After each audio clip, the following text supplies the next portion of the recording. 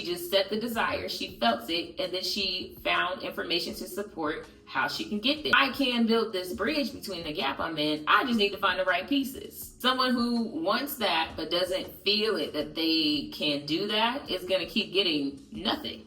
You're going to start resonating with lack energy because you're going to notice what's missing out of those minor details of what you said you wanted, and not the whole of you basically got what you wanted. What's up, guys? Welcome to the channel. Sheba Israel here. If you're new to the channel, hello and welcome. And if you're an OG subscriber, what's good? Welcome back. So in this video today, we're going to talk about how to always get what you want. We love to use the saying, you can't always have what you want, but honestly, yes, you can. The problem is when we get too specific on what it has to look like. You can put your desire out to the world. You can't control how exactly it's going to play out, but the overall results you wanted, you can get. The Creator made us co-creators in this life.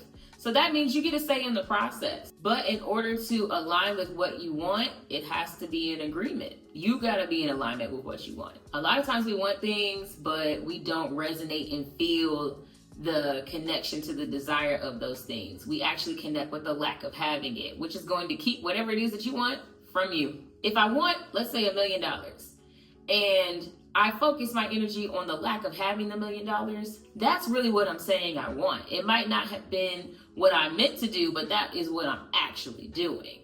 With what you feel you deserve matches with what you desire.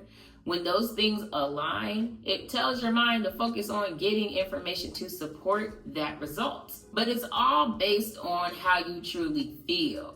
If you have a desire but you don't feel you deserve that, that is what you are going to create within the world. That's where you're going to tell your mind to go get information to support that you can. Let's keep the $1 million example. Someone who truly feels as though they want and can have $1 million is going to go then find information to support that.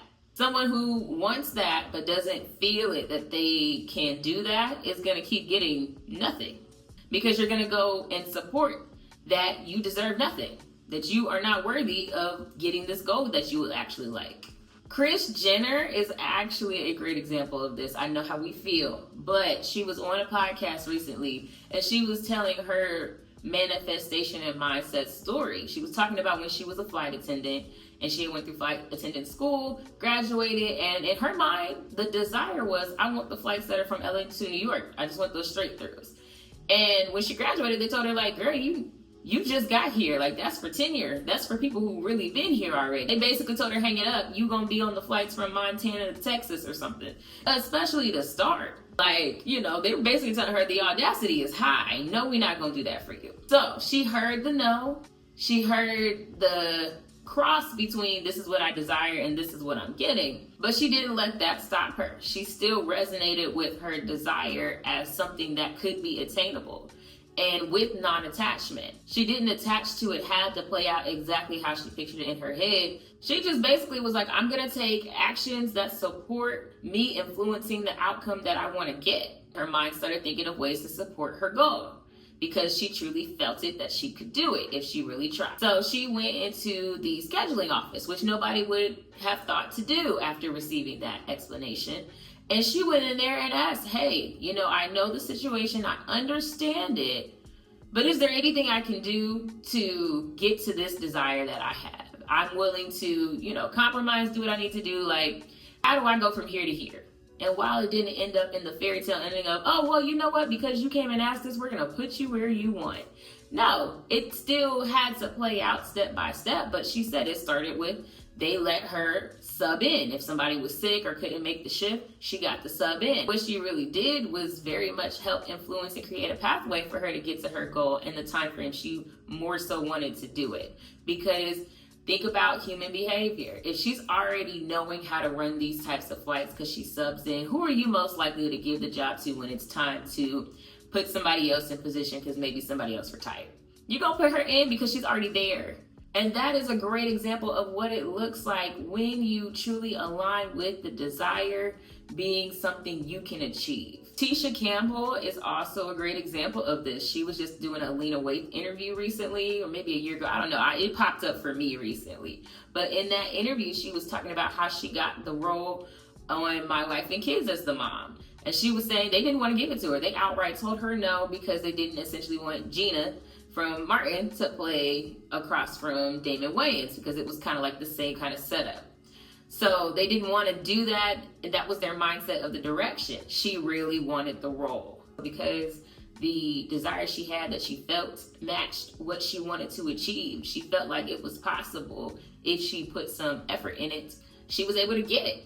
And the story within that is her agent told her not to do it. She still was determined to go try anyway. Like, it was still, in a way, it was determination, but it was still non-attachment because she was going to be all right if not getting the role, but she wasn't all right with not trying at all. She wanted it to be she didn't get the role because she just didn't get it, not because somebody told her no.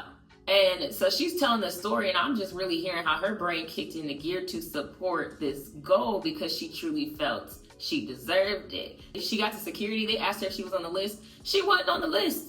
She literally was like, I cried and made up a story so they let me through, which was a gamble within itself. She couldn't have got past the door almost. But her brain kicked into gear of how do I get myself past this situation? She went in, killed the audition, and then she left. And she was just leaving like, that was wild. I'm probably not going to get it. It is what it is. But at least I put my hand in there. I can rest easy knowing that I went for what I wanted. And while the result might not always necessarily end up in this way, guess what she got? What she wanted. Killed the audition. She proved them wrong that she was more than just Gina and that she could be a great offsetting co-star to Damon Wayans, who also didn't believe she was good for the job. He was kind of mad at her for auditioning until she killed the role. So let's talk about how you can give yourself these foundational tools to be able to think like this, to be able to get what you want. Ultimately, however you break it down on what resonates with you to build this, you got to build self-belief. You have to have an innate baseline self-belief. Anybody who has achieved things against odds has always come back and said, I just really, truly believed I could do it. I just really had it in me relentlessly that I knew I could get it. You got to have that in you. Great ways to do that is by doing things that are helpful to put your mind in that mindset on repetition, because whatever's in your subconscious is what you're automatically going to put out when you're not thinking about it. It's how you function on autopilot. So you want to make sure it's good things in your system that support your self-belief. So that could be listening to more inspirational music, that could be more meditation, that could be more affirmations, whatever you need for you to build that self-belief, that's what you need to do. It could be the action of doing more things that you're scared of. It could be the act of just saying, I'm going to do one thing a little bit more courageous every day. That's actually one of the things my dad, when we were working together, put on his list. He was like, I'm going to do one action that pushes me, micro or macro, every day. And that helps people to continue or start building confidence that you can achieve things. Another thing that tends to resonate for a lot of people is scripting. And that's when you write out the exact scene you would like your life to look like. Who is your ideal version of you that you want to be? What does she look like? How does she feel? What actions does she take? Like all of those things, write it out. What kind of home does she live in? What kind of car does she drive? Like all of it, all the layers. You write that out and resonate with it. Read it to yourself every day like you're writing a story. And next thing you know, from there, you'll start doing micro actions to help your reality match that reality that you want to create. I'm so pro, and I've talked about this before, the micro habits create macro results. Maybe I can't make the full jump to exactly what it is that I want, but I can build my self-belief that I can go get it by doing little micro actions that take me a step further towards the goal. And a big thing to me, and this might be personal, but I like to keep the goals vague. I feel like when you add too many details, and I'm not talking about in the scripting way, whatever you do, if it involves too many details, you got to be in the mindset of, okay, it might not exactly play out exactly what I just said, but like, I just need the gist. If you think like that, add as much detail as you want to. But if you really get too caught up in the minor details of it has to look exactly how I planned it out, you're going to get lost in the plot. You're going to start resonating with lack energy because you're going to notice what's missing out of those minor details of what you said you wanted and not the whole of you basically got what you wanted.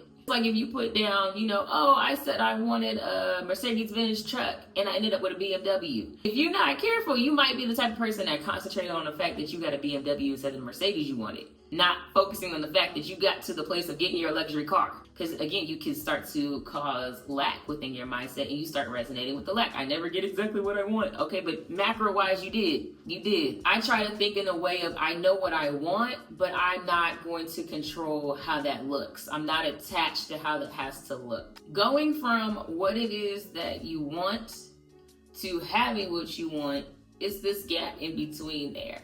And if you resonate just on the gap of it not existing, you're going to stay over here. You will. Cardi B is actually a great modern day example of this that's happening right now. It's been 8 years since she dropped her first album. It's technically still her sophomore album, even though we've heard more from her. So you still got that, what they call the sophomore curse or the sophomore slump, where your second album doesn't do as good as the first, astronomically. She could have absolutely put herself in the mindset of it's been 8 years. I tried to drop some singles. It didn't necessarily do what I thought it was going to do and make the noise that I thought it was going to make. I don't know. It's over for me. I need to pack it up and find something else to do. She could have went that way, especially with people talking about you that way online. But no, you can clearly see her resiliency in her right there. She got back to what got her popping in the first place and got online being real relatable to us, putting you as the viewer in a mindset of even just wanting to see her win. She could have went the route of just being like, no, I'm a flop, it's over. But no, she said, I'm gonna try to influence this outcome as best as I can by doing what I know might work. She got into gear. She said, okay, what works for me? Oh, being a social media personality always works for me. She got right back to it. I ain't never seen her so much on purpose in years. And guess what? It worked. She created the buzz around her album she needed for it to not flop. She got to her goal and she didn't try to control what it was going to look like. She could have said this album's supposed to do better than the first album, or she could have said, but it didn't do this or it didn't do that. No. The goal was, I don't want this album to flop. And that's what she got to. She didn't put too many details on it. She just set the desire, she felt it, and then she found information to support how she can get there. She created the bridge between the gap. And that's truly the key to always just getting what you want, is figuring out how do you create the bridge between the gap. Understanding too, just because you picked up a plank to build your bridge, it might not be the right plank. You might have to try something and then try again, but that's where the self-belief keeps you going. I can build this bridge between the gap I'm in. I just need to find the right pieces. Drop a comment down below. Let me know, do you have trouble manifesting the things that you want? Or do you feel like you do pretty well with that? And what things do you do when it comes to this kind of mindset? Let me know. I want to hear from you. Thanks guys so much for watching. I'll see you in my next one. Bye.